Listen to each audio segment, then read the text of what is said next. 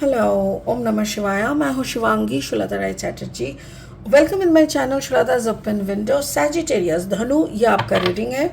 Sagittarius ये reading है 16 नवंबर 2023 से लेके 30 नवंबर 2023 तक की एनर्जी के ऊपर।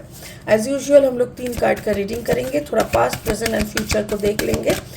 और हाँ, आप मेरा फोकस रहेगा आपका love life, relationship, career, finance, health.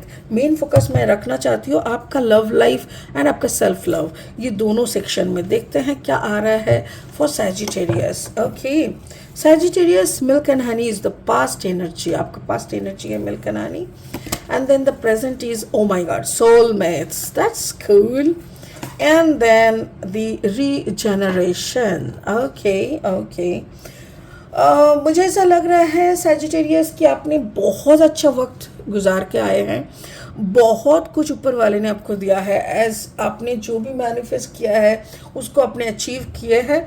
और आपने अपना सोलमेट के साथ बहुत अच्छा टाइम भी बिता रहा है, because this is the present situation. नवंबर का महीना, दिसंबर तक मुझे ऐसा लग रहा है कि एक रीजनरेशन हो सकता है, कि maybe you have to go through a massive change of your life.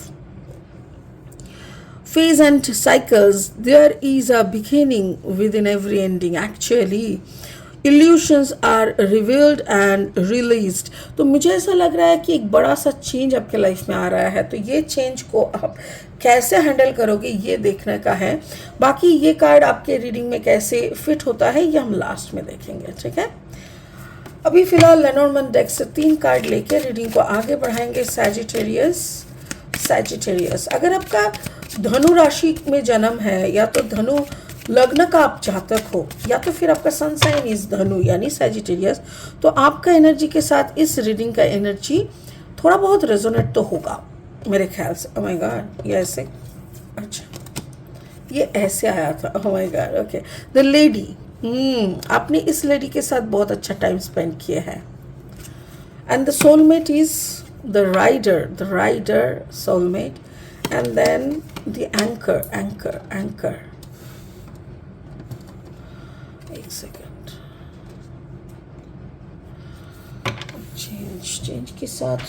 Change के साथ फिट होना ही थोड़ा देखना है कि कैसे चलेगा। ओके, और 3 कार्ड लेंगे सैजिटेरियस। अगर आप नए हो मेरी चैनल पे, मुझे सुनते हुए आप एंजॉय करते हो, मेरी कंटेंट आपको अच्छा लगता है, तो प्लीज़ मेरी चैनल को सब्सक्राइब करके बेल आइकन को ज़रूर दबा दीजिएगा। और हाँ, मेरी कंटेंट आप ज़रूर शेयर कीजिए उन लोगों के साथ जिन लोगों को ऐसी गाइडेंस की ज़रूरत है, and give me a thumbs up if you like my content. Okay, 10 of cups energy, full love, and then 9 of sword energy. Okay, and then the hermit energy. Sagittarius, मुझे ऐसा लग रहा है Sagittarius कि आपने एक बहुत अच्छा वक्त गुजारे हैं। इतनी अच्छी, मतलब मिल्क एंड हनी का जो कार्ड होता है ना, देखो एक रेनबो भी है, एक बेबी एलिफेंट जैसे दूध और शहद में नहा रहे हैं। मतलब अगर कोई दूध शहद में नहाता है, दैट मीन्स कितना अबांडेंस, कितना ब्लेसिंग्स होने से ये हो सकता है। क्योंकि हम भगवान को ना दूध और शहद में नहलाते हैं।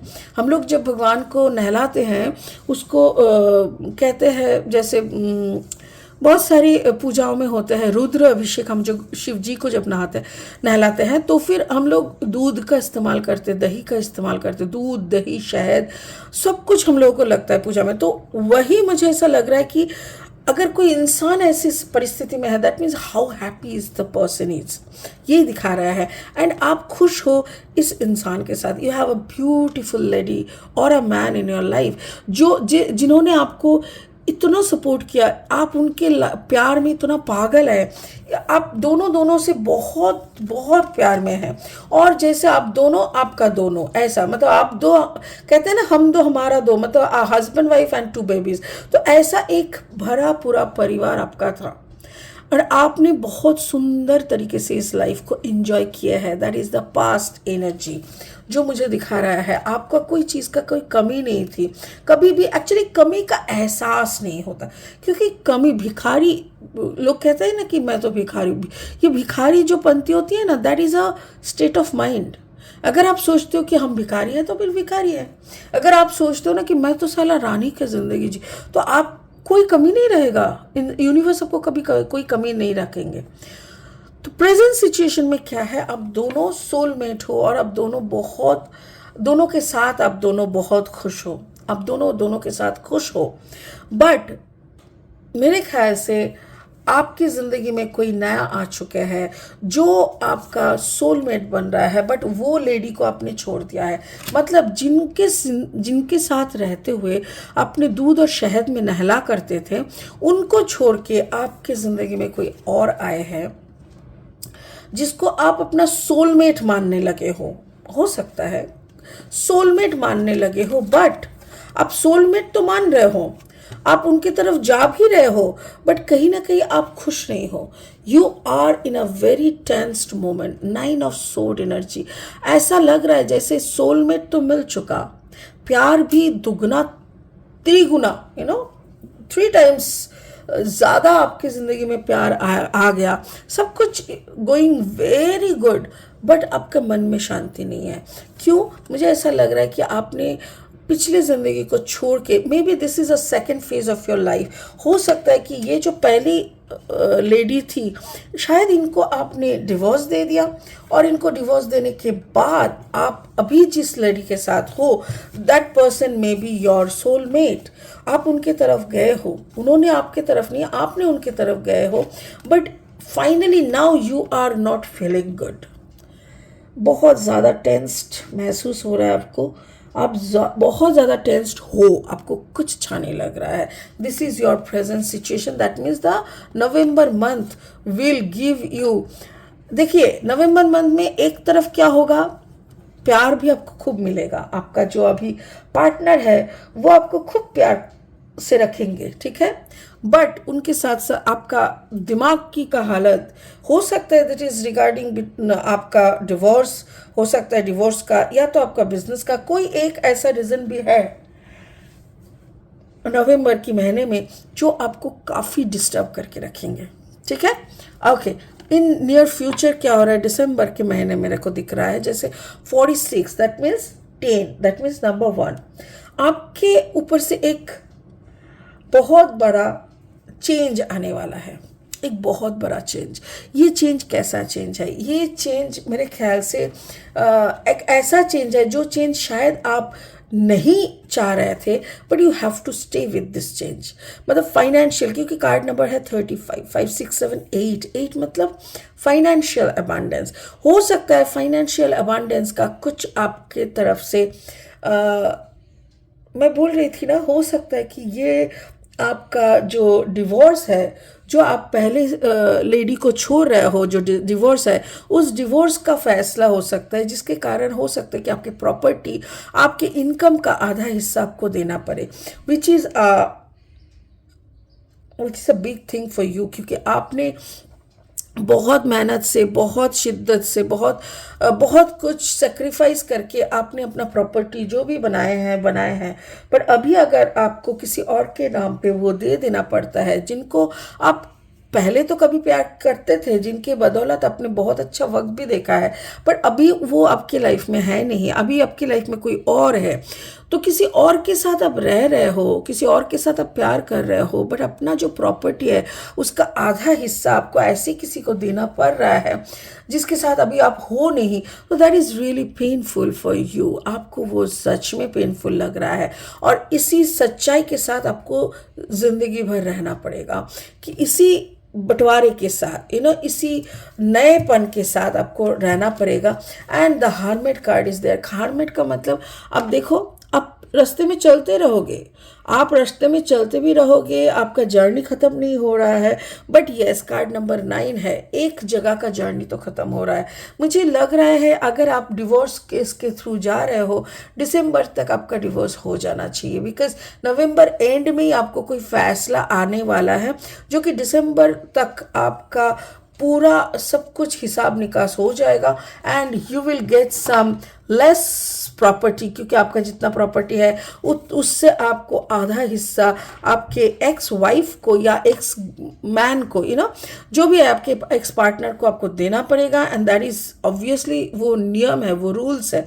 और वो देने के बाद आपको जितना मिलेगा उसी में आपको संतुष्ट होकर रहना भी पड़ेगा, और उसमें आप काफ़ी दुखी हो जाएंगे ऑब्वियसली, क्योंकि आपका जीत और मेहनत का जो फसल है वो आप ऐसे किसी पर्सन को देने वाले हो जिससे आपका अभी कोई नाता रखने का इच्छा ही नहीं है, आप उनसे अपना सारे रिश्ते नाते तोड़ना चाह रहे हो। तो स्पिरिट का ब्लेसिंग कार्ड क्या बोल रहा है? Phases and cycles, there is a beginning within every ending. Actually ज़िंदगी में ऐसे फेजेस कभी कभी आते हैं, ये एक एक साइकिल होता है, जैसे 12-12 साल का होता है, 14 साल का होता है, कि कभी दुख आते हैं तो वो भर भर के दुख देते हैं 12-14 साल जैसे नरक की तरफ चलते हैं। फिर उसके बाद एक फेज आता है जब फिर से धीरे धीरे रोशनी आती है, खुशियाँ आती है ज़िंदगी में। And then the next 12 to 14 years में भी it will full of happiness and abundance. तो आपका ज़िंदगी का अभी एक ऐसे फेज से आप गुजर रहे हो, एक ऐसी साइकिल से आप गुजर रहे हो जहाँ पे there is a beginning, like जहाँ पे कुछ ख़त्म हो रहा है। बट यस, कोई भी चीज़ ख़त्म होता है तो वहाँ से कुछ चीज़ का शुरुआत होता है। जो स्पिरिट बोल रहा है there is a beginning within every end, तो कोई भी चीज़ ऐसे ही ख़त्म नहीं होता, उसमें एक बिगिनिंग भी रहता है। इल्यूशंस आर रिवर्ड एंड जो भी आपको दिखाया जा रहा है, जो भी इल्यूशन आपको लग रहा है, ये आपके आंखों के सामने से सारी इल्यूशंस को हटा दिया जाएगा और आपको सच्चाई दिखने को मिलेगा। और उस सच्चाई के साथ एक नया शुरुआत आपको करनी पड़ेगी। मेरे ख्याल से ये जो नया शुरुआत है इसका प्लानिंग आपके दिमाग में था नहीं। जबकि डिवोर्स अगर आप केस में हो, अगर आप डिवोर्स केस में हो, तो ऐसी सच्चाई आपके दिमाग में होना चाहिए कि ऐसा एक टाइम आ सकेगा। बट आपकी कुछ शायद प्लान बी सी ऐसा कुछ था जिसको पकड़ के आपको लगा था कि शायद आपको ऐसी फेज से गुजरना ना पड़े। बट यहाँ मुझे दिख रहा है कि जैसे आपको ऐसा एक फेज से गुजरना पड़ेगा जहाँ पे आपका फाइनेंस, आपके होल फाइनेंस को शायद दोनों हिस्सों में डिवाइड करके आपको एक आधा हिस्सा दिया जाएगा। Oh my God.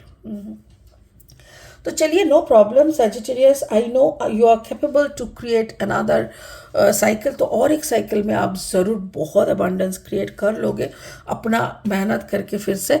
So don't worry, जो भी हो रहा है ना ऊपर वाले की मर्ज़ी से हो रहा है और आपको इसको एक्सेप्ट करना पड़ेगा। सो इसी के साथ सजिटेरियस मैं इस वीडियो को यहीं पे ख़त्म करती हूँ और आशा रखती हूँ कि आप अपना एंडिंग के साथ का जो नया एक बिगिनिंग आ रहा है उसको बहुत स्पोर्टिंगली एक्सेप्ट करेंगे और उसके साथ बहुत अच्छी तरीके से अपना न्याय करेंगे, जस्टिस करेंगे। Thank you so much. आज के लिए इतना ही, फिर मिलेंगे बहुत जल्दी बहुत इंटरेस्टिंग वीडियोस के साथ।